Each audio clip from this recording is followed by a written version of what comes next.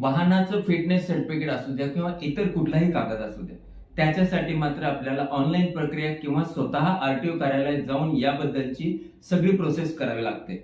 वाहनाची प्रत्यक्ष तपासणी न करताच अवघ्या काही मिनिटात जर फिटनेस सर्टिफिकेट मिळू शकते अशी कल्पना तर तुम्ही कधी केली आहे का? होय, महाराष्ट्रातील बीड जिल्ह्यात अशाच एक धक्कादायक आणि हायटेक सायबर रॅकेटचा पर्दाफाश करण्यात आलेला आहे. सरकारी डिजिटल यंत्रणेत घुसखोरी करून वाहनांच्या नोंदीमध्ये फेरफार करत फिटनेस सर्टिफिकेट, टॅक्स स्टेटस आणि अगदी ब्लॅकलिस्टेड वाहनांची माहिती बदलल्याचा गंभीर आरोप या रॅकेटवर करण्यात येतोय. या प्रकरणाचा तपास करत बीड पोलिसांनी थेट उत्तर प्रदेशमधील नोएडा येथून मुख्य आरोपीला अटक केली आहे. बीड आरटीओ कार्यालयातील निरीक्षक गणेश विघ्ने यांच्या सतर्कतेमुळे हा संपूर्ण प्रकार उघडकीस आला असून या रॅकेटचे धागेदोरे आता देशभरातील हजारो वाहनापर्यंत पोहोचण्याची शक्यता व्यक्त केली जाते.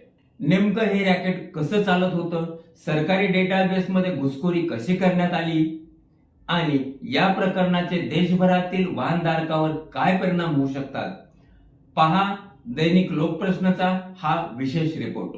देखिए 9 जनवरी 2026 को आरटीओ की तरफ से हमारे को बीड पुलिस को एक कंप्लेंट दी गई थी, जिसमें जो फ्रॉड है और जिसमें जो क्राइम है वो कुछ इस तरीके का है कि जो हम लोग फिटनेस सर्टिफिकेट्स लेते हैं हमारे व्हीकल के लिए, जो व्हीकल हमारे पुराने हो जाते हैं, पोल्यूशन का फिटनेस सर्टिफिकेट है, चालान्स का जो आपके पास पेंडिंग चालान है, आपने कोई वायलेशन किए हैं, इस चीज़ के लिए एक रैकेट चल रहा था कि जिस चीज़ को वो व्हीकल की फ़ोटो व्हाट्सएप से भेजा करा करते थे और व्हाट्सएप से ही आपको कम दाम में आपके व्हीकल का फिटनेस सर्टिफिकेट मिल जाया करता था.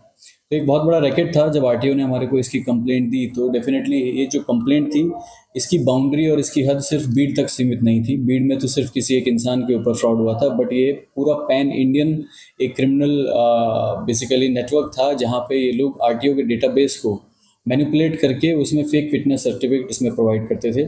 बीड पुलिस ने इसमें एक एक स्टेप आगे बढ़ के फाइनेंशियल ट्रांजैक्शंस देखे, CDR एनालिसिस देखा, पूरी गैंग को हमने इस्टेब्लिश किया. 6 चेन इसमें कंप्लीट करके 7वीं चेन तक हम पहुँचे, क्योंकि किसी भी व्हीकल का फिटनेस सर्टिफिकेट अगर फेक मिल रहा है तो हमारे को इसमें एक डाउट था कि इसमें NIC का जो डेटाबेस है जिससे आरटीओ पूरा चलता है, जिसमें आरटीओ जिस डेटाबेस को एक्सेस करके हमारे को इन्फॉर्मेशन देता है या हम सभी को इन्फॉर्मेशन देता है, उसके साथ कुछ मैनिपुलेशन हो रहा होगा तभी ये पॉसिबल है. तो हमारे इन्वेस्टिगेशन में जब हम आगे पहुँचे तो हमारे को आशीष कडियाल नाम से एक लड़के की इन्फॉर्मेशन मिली जो कि नोएडा का रहने वाला है और वो वेलोसिस सिस्टम प्राइवेट लिमिटेड में काम करता है और वो कंपनी कॉन्ट्रैक्ट रूप में NIC के लिए काम करा करती थी उनके सिस्टम को संभालने के लिए. तो उस लड़के ने SQL क्वेरी इंजेक्शन, क्योंकि वो सॉफ्टवेयर इंजीनियर था, तो उसने सॉफ्टवेयर बग उसने NIC सिस्टम में डाला जहाँ से वो NIC का जो डेटाबेस है उसको मैनिपुलेट करके लोगों को फेक फिटनेस सर्टिफिकेट, लोगों के चालान ज़ीरो करना और ऐसे अलग अलग तरीके के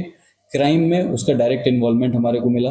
उसको हमने उत्तर प्रदेश से अरेस्ट किया है 3-4 दिन पहले और उसके साथ हमने उसका लैपटॉप, कंप्यूटर हमने बरामद किया है और उसमें अनेक हमारे को सबूत मिल रहे हैं. और ये हमारी बीड पुलिस की जो तहकीकात है, तो खोजबीन है, यहीं तक नहीं रुकेगी. हम इसमें और भी आगे जो लोग शामिल हैं उसके आगे हम तह तक जाएंगे.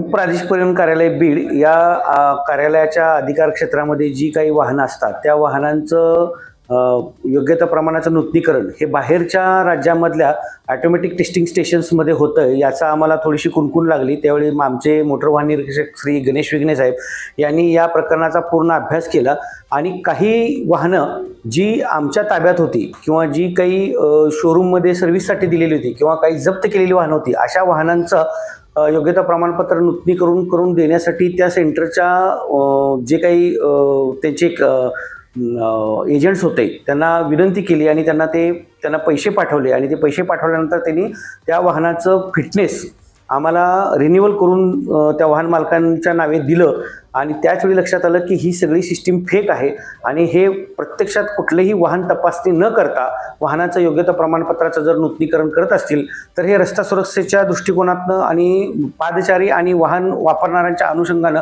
ही खूप धोकादायक गोष्ट आहे. त्यामुळं आम्ही लगेच आदरणीय SP साहेब नवनीत कावत साहेब यांना याविषयी बोललो आणि त्यांनी या अनुषंगानं तपास करून गुन्हा दाखल करायला सांगितला. 9 जानेवारीला आम्ही हा बीड ग्रामीण पोलीस स्टेशनला गणेश विघ्ने मोटर वाहन निरीक्षक बीड यांनी हा गुन्हा दाखल केला.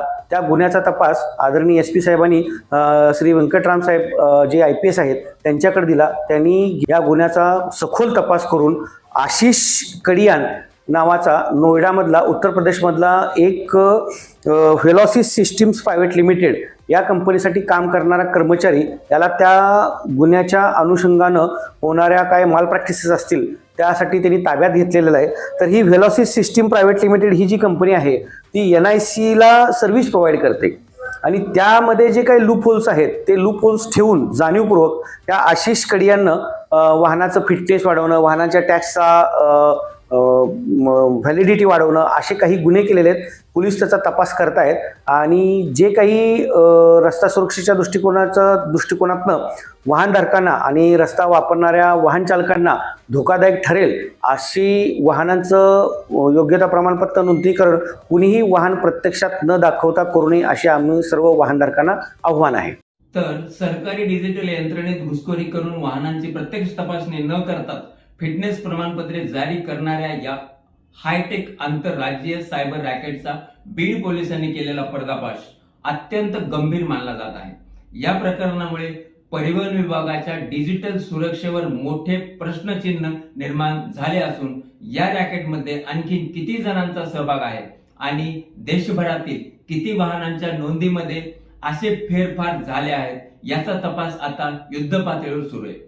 आपल्याला विशेष सांगायचं म्हणजे अशाच प्रकारे एक तोतिया आरटीओ बीड शहरामध्ये त्याचा तो खोटारडेपणा उघड झाला होता आणि त्यावेळेस पण बीड आरटीओच्या सजगतेमुळेच हे प्रकरण उघड झालं होतं. तो तोतिया आरटीओ पूर्ण महाराष्ट्रामध्ये मुंबईपासून नागपूरपर्यंत प्रत्येकाला मी आरटीओ आहे असे भासवत होता आणि पैशाची लूट करत होता. अशाच प्रकारच्या विविध माहिती उपयुक्त बातम्यांसाठी आमचं चॅनल दैनिक लोकप्रश्नला सबस्क्राईब करा आणि बेल आयकॉन दाबा. मी डॉक्टर SP लड्डा, दैनिक लोकप्रश्नसह महाराष्ट्र न्यूज बुलेटिन बीड.